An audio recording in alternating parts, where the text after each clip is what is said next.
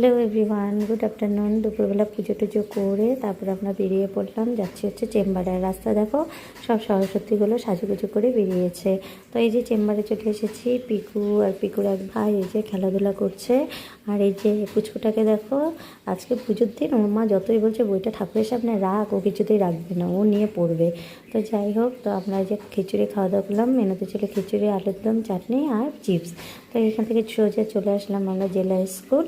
তো এখানে আমার ছেলে পড়াশোনা জেলা স্কুলে আমার ছেলে পড়ে। আর ওর বাবাদের হচ্ছে রিইউনিয়ন, হচ্ছে 150 বছর পূর্তি।